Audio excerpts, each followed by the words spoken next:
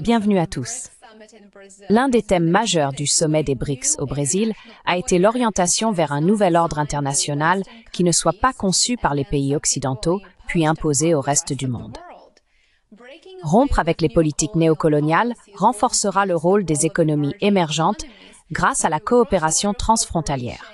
Cela les aidera collectivement à améliorer leur sécurité et leur permettra également de concevoir un système international équitable où des réformes au sein de l'ONU, du FMI, de la Banque mondiale et d'autres institutions mondiales dirigées par l'Occident favoriseront le développement des marchés émergents au lieu de les piéger dans une dette permanente.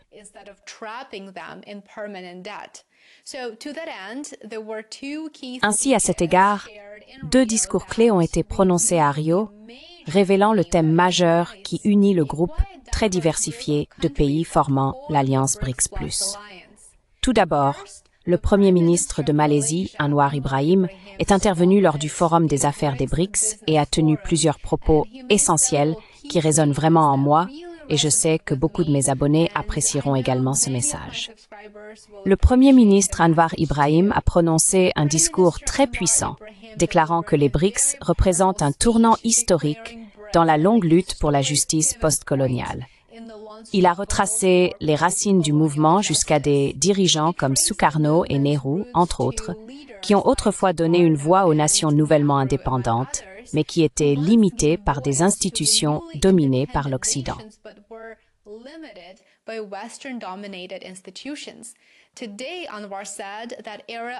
Aujourd'hui, a déclaré Anwar, cette ère de marginalisation touche à sa fin. Ce qui distingue ce nouveau mouvement des BRICS, selon lui, c'est sa combinaison de leadership politique et de participation active du monde des affaires, des femmes, des jeunes et de la société civile. Il ne s'agit plus de protestations ou de théories. Il s'agit d'actions concrètes, comme la construction d'infrastructures, l'affirmation de la souveraineté monétaire, l'expansion du commerce et l'atteinte de la parité technologique avec l'Occident. Anwar Ibrahim a également souligné que le bloc des BRICS démontre que le leadership du Sud n'a plus besoin de demander la permission à Washington ou à Bruxelles.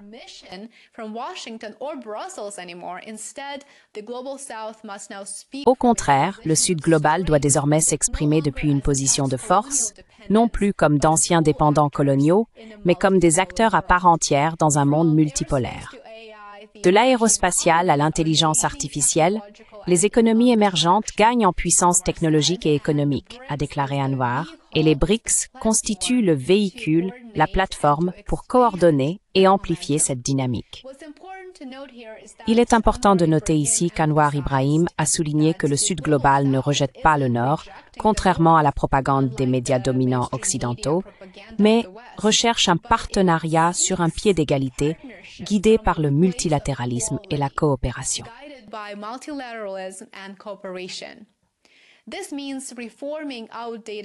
Cela signifie réformer des institutions obsolètes, comme le FMI, la Banque mondiale et l'Organisation mondiale du commerce, afin de refléter les réalités d'aujourd'hui. Cela implique également de créer de nouveaux mécanismes économiques. En Asie du Sud-Est, par exemple, la Malaisie effectue déjà des échanges commerciaux en monnaie locale avec l'Indonésie, la Thaïlande et la Chine.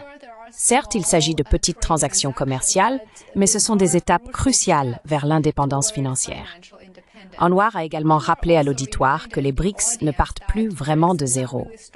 L'esprit de Bandung en 1955, lorsque les nations postcoloniales se sont réunies pour la dignité et la paix mutuelle, perdure. Maintenant, très rapidement, je veux m'assurer que nous parlons bien de la même chose en ce qui concerne la référence. À quoi fait-il allusion ici?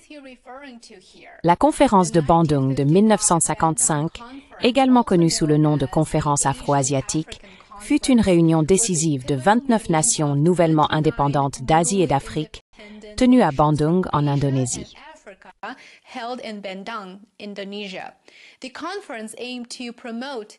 La conférence visait à promouvoir la coopération économique et culturelle afro-asiatique et à s'opposer au colonialisme et au néocolonialisme. Elle est également reconnue pour avoir jeté les bases du mouvement des non-alignés, qui cherchait à éviter de s'aligner soit sur le bloc occidental, soit sur le bloc soviétique pendant la guerre froide.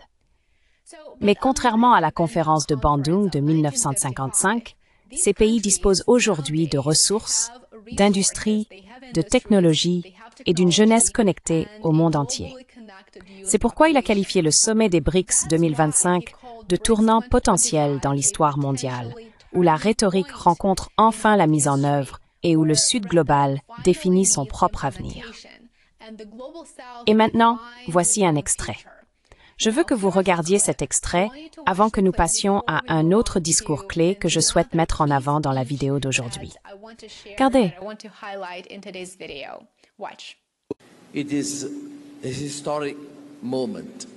C'est un moment historique.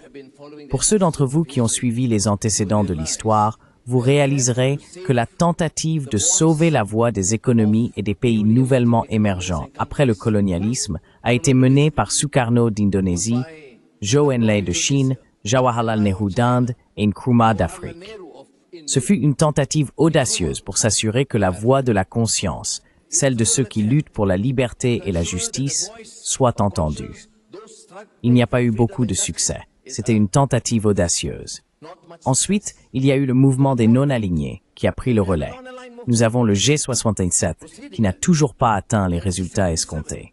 Aujourd'hui, je vous salue, Président Lula, pour avoir eu le courage d'avancer avec une vision claire, un engagement clair, à porter la voix des préoccupations et des aspirations des peuples, en particulier du Sud global.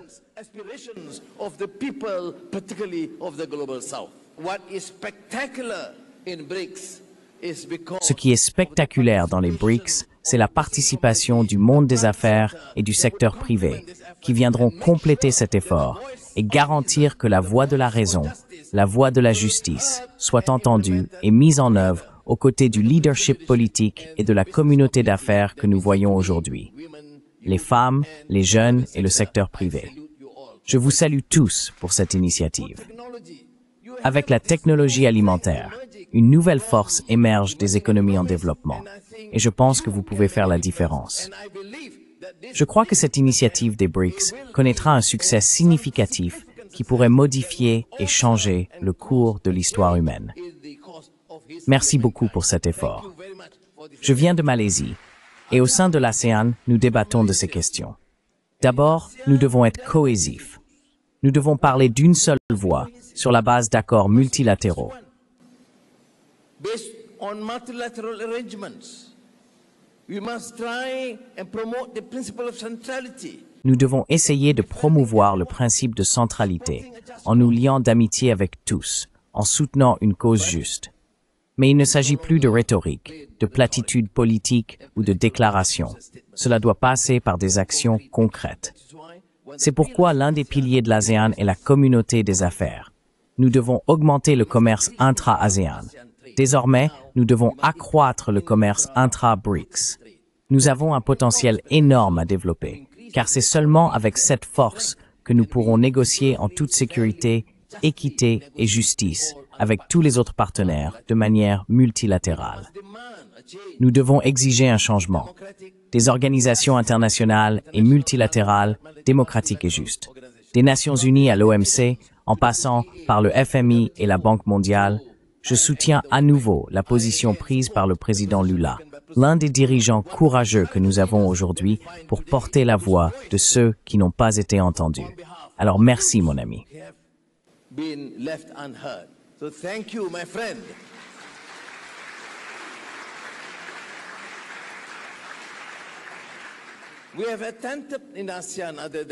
Ce que nous avons tenté au sein de l'ASEAN, au-delà du renforcement du commerce intra-ASEAN, c'est même d'utiliser des systèmes de règlement financier. Nous utilisons nos monnaies locales. Bien sûr, il ne s'agit pas de dédollarisation, car il y a encore un long chemin à parcourir, mais au moins nous essayons. La Malaisie avec l'Indonésie, la Malaisie avec la Thaïlande, et ensemble avec la Chine, essayent d'utiliser nos propres monnaies locales, même en commençant par 10 ou 20 cents. Et cela fait une différence, car nous ne pouvons pas continuer à nous plaindre sans mettre en œuvre nos propres plans entre nos pays et nos voisins amicaux. Et je crois donc que ce qu'a dit le président et ce qu'a dit le président de la Confédération sur le fait de s'assurer que ces points sont pris au sérieux par le secteur privé fera une différence.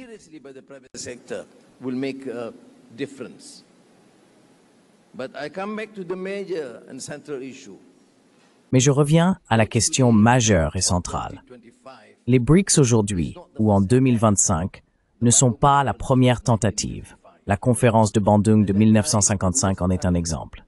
À cette époque, nous luttions.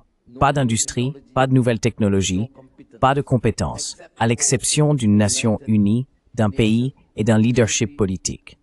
Aujourd'hui, nous avons un leadership politique avec cette vision et nous avons une communauté d'affaires forte.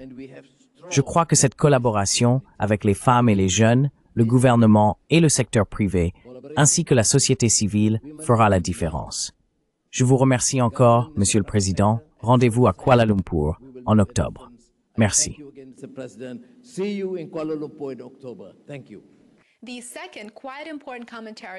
Le deuxième commentaire tout aussi important, qui aborde la question des réformes indispensables de la gouvernance mondiale, a été formulé par le président sud-africain Ramaphosa. Il a déclaré qu'il était inacceptable que le Conseil de sécurité de l'ONU fonctionne de la même manière qu'il y a 80 ans, car il n'est pas en mesure de relever les défis actuels. Il est trop rigide et trop déconnecté de la réalité multipolaire, a-t-il affirmé. Il a également souligné que la réforme est une nécessité et non une option. Le Conseil de sécurité des Nations Unies doit être représentatif des régions et responsable.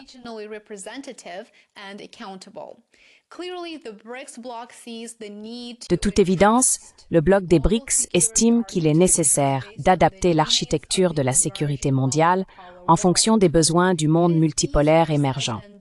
Bien sûr, c'est plus facile à dire qu'à faire. Cela exige d'immenses ressources financières, des ressources humaines et une coordination entre de nombreux pays. Les BRICS souhaitent que la réforme des structures de gouvernance mondiale soit fondée sur la souveraineté et la coexistence pacifique, a déclaré le président de l'Afrique du Sud. Il a également ajouté que pour résoudre les conflits, il faut s'attaquer aux causes profondes. Voici maintenant l'extrait, regardez.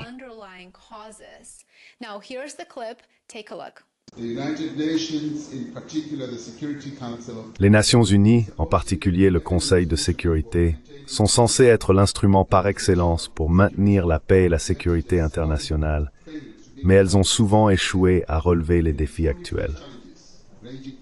Face à ces défis, qu'il s'agisse de crises humanitaires qui se déroulent dans de nombreuses régions du monde ou d'actes d'agression ouverts, le Conseil de sécurité est devenu trop rigide, trop étroit et trop déconnecté des réalités multipolaires d'aujourd'hui. Une réforme est nécessaire.